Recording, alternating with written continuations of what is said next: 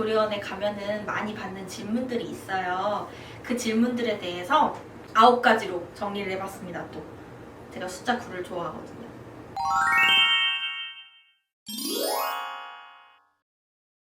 수유콜은 꼭 받지 않아도 됩니다.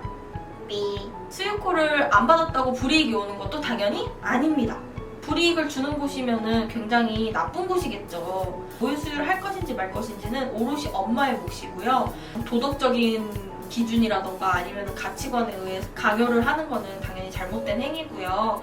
만약에 내가 지금 너무 자고 싶고 내가 너무 쉬고 싶고 몸이 힘든데 수유콜이 왔다 하면은 정중하게 저는 수유를 하지 않겠습니다 하고 말씀을 드리거나 원장 선생님과 상의를 해가지고 저는 더 이상 수유콜을 받지 않겠습니다 라고 의사 전달을 확실히 해주시는 게 좋아요. 또 유축에 관해서도 많이 궁금해 하시는데요. 유축은 그야말로 모유 수유를 직접 하는 것이 아니고 유축기를 통해 가지고 모유를 짜서 그걸 담아서 이제 아기한테 먹일 수 있게끔 하는 건데요. 유축기를 하면은 저는 자괴감이 많이 왔어요. 다시 돌아가면 유축기 안 하고 싶어요. 너무 힘들었고 저도 초유가 뭐 사람마다 다르기는 한데 일주일에서 2주 정도 초유가 나온다고 해서 그러면은 내가 한 50일까지만 먹여보겠다 한번 유축기로 막 거의 막 한 1시간씩 잡고 짜면서 막 아기를 먹이고 그랬는데 제가 만약에 둘째를 낳는다면 그렇게 하지 않을 것 같아요. 개인의 선택이니까요. 내가 이 초유를 못 먹였다고 해서 죄책감을 가지실 필요도 없고요. 또 내가 뭐 유축해가면서 이렇게 막 힘들게 막 꼭 희생을 해야지 사람은 아니잖아요. 그러니까 유축 같은 경우에도 한번 해보시고 이거는 좀 나랑 안 맞는 것 같다. 별로 젖도 돌지도 않고 별로 전량이 많지 않다 하시면 유축을 하셔도 전량이 늘지는 않거든요. 그러니까 이런 것도 선택을 해보시면 될 것 같아요. 이거는 아이를 낳았다고 해서 저희 몸이 바로 아기 나왔네? 이제 모유가 나와야겠다 이렇게 반응을 하는 게 아니라 조금 회복의 시간을 가진 다음에 모유가 나온다고 해요. 근데 뭐 사람마다 달라서 바로 나오는 경우도 있지만 저 같은 경우에도 아이를 출산을 하고 한 4일에서 5일이 지난 후에 처음으로 가슴이 약간 딱딱해지면서 열감이 생기면서 모유가 돈다 이런 느낌이 들었어요. 그러면서 모유가 이제 처음 초유가 나왔거든요. 그러니까 뭐 아기 낳았다고 바로 모유가 나오는 게 아니기 때문에 뭐 모유가 안 나온다고 나는 젖이 안 나오나 봐 이렇게 생각하실 필요는 없어요. 저 같은 경우에는 조리원 동기는 사랑이다, 사귀시라 이렇게 말씀을 드리는데요. 물론 저의 경우가 굉장히 좋았던 경우여서 이렇게 말씀드리는 경향도 있지만 아이를 낳잖아요. 그러면 굉장히 겪어보지 못한 특수한 세상에 들어가게 돼요.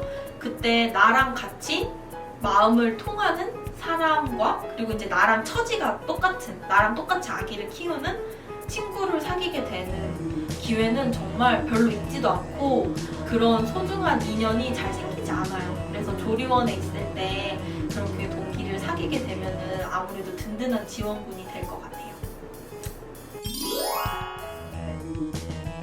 붓기 빼는 게 목적이라면은 마사지를 해도 된다 이렇게 말씀을 드리고요.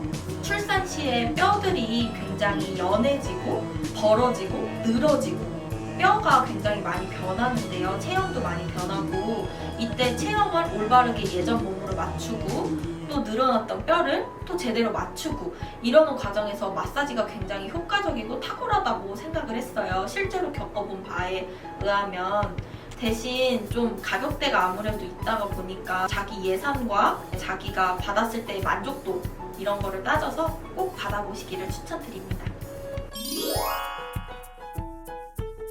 저 같은 경우에는 위드맘 분유를 먹었었는데 저는 위드맘이 괜찮다고 들었어서 그때 당시에 그래서 뭐 딱히 바꾸지는 않았지만 찾아봤을 때는 그리고 원장 선생님하고 대화를 했을 때도 원하시는 분유가 있다고 하면은 따로 요청을 해주시라 이렇게 말씀을 하셨었던 것 같아요.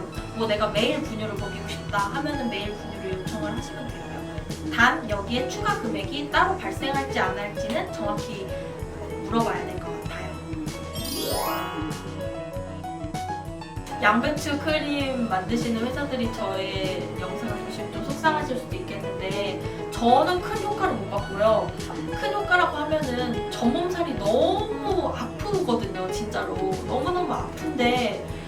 크림을 바른다고 낫지 않아요, 절대로. 그렇다고 또 아이가 직접적으로 이렇게 입에 닿는 부위인데 크림의 성분이 또 강하면은 안 될 거 아니에요. 그렇기 때문에 실제로 크림에서 크게 효과를 보시기는 어렵고요. 저는 차라리 겉몸살을 풀어주는 마사지를 한번 받으셔라, 이렇게 말씀드리고 싶습니다. 산후조리원에서 운영하는 프로그램들의 거의 70% 정도는 영업성을 띠고 있는 프로그램이 많은데요. 예를 들어서 영양학 수업 시간 이렇게 해가지고 들어가면은 분유 판매하시는 분들이 들어와가지고 영양학 수업도 해주시면서 본인이 직접 하시는 분유에 대해서 좀 싸게 묶어서 이렇게 할 수 있다, 뭐 이런 식으로 영업을 많이 하시는 경우가 있으시고요. 안전학 이래가지고 이제 들어가가지고 보건안전학 이런 걸로 수업을 들어가 보면은 저 같은 경우를 말씀드리는 거예요. 보건안전에 대해서 막 설명을 해주시다가 보험, 어린이 보험 설계사 보험 설계에 관해 가지고 이렇게 말씀을 하시는 경우도 있기 때문에 사실상 분유라던가 보험이라던가 그 외 기타 등등 전집 뭐 아니면 아기 로션 이런 굉장히 영업성이 짙은 이런 것들은 나중에 추후에 내가 필요할 때 직접적으로 선택을 해가지고 하실 수 있는 부분이기 때문에 자기 쉬는 시간을 할애해 가면서까지 굳이 안 들으셔도 됩니다. 저 같은 경우에는 자연분만 하셨던 산모님 같은 경우에는 제가 자연분만 했으니까 좌욕을 많이 하셔라.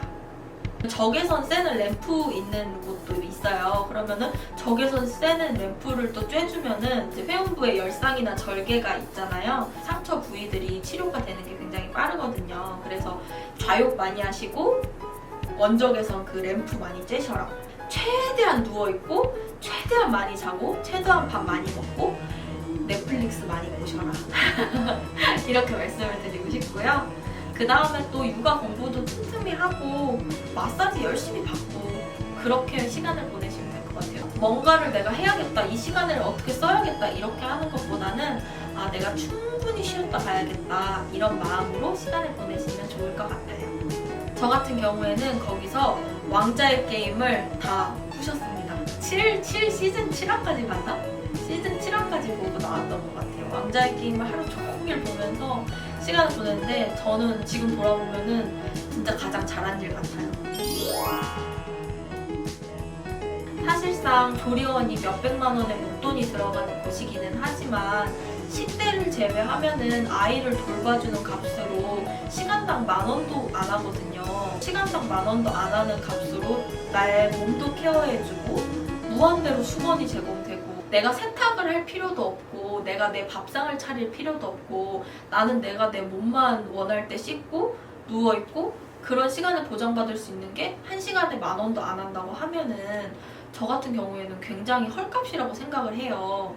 나한테 투자하는 시간이라고 생각을 하시고 산후조리원을 가시는 거를 추천을 드려요. 만약에 지금같이 이제 좀 이런 바이러스나 이런 상황 때문에 산후조리원에 가시는 단체 생활이 좀 두렵다고 하신 분들은 집으로 오는 산후도우미를 부르셔가지고 하시는 한이 있더라도 산후조리는 꼭 2주는 해주셨으면 좋겠어요. 어떻게 회복되는지에 따라서 나중에 몸이 정말 안 아프고 오랫동안 건강하게 아이를 볼 수도 있고 아니면 조금 힘들 수도 있고 하기 때문에 반드시 몸조리를 할 수 있는 시간을 가지셔라 강추드립니다. 산후조리원 2주하고 나와서 산후도우미 2주 쓰는 게 최고긴 한데. 그치. 사실은 한 달은 해야 돼. 한 달은 해야 되는 거고 최소 2주를 말하는 거고 산후조리원 2주, 산후도우미 2주 해서 한 달 딱 하는 게 좋지. 더 할 수 있으면 더 하는 게 좋고 하면 할수록 좋다. 영상이 제법 길었는데 재밌게 보셨나요? 다음에 또 좋은 영상으로 돌아오도록 하겠습니다. 구독과 좋아요 눌러주세요.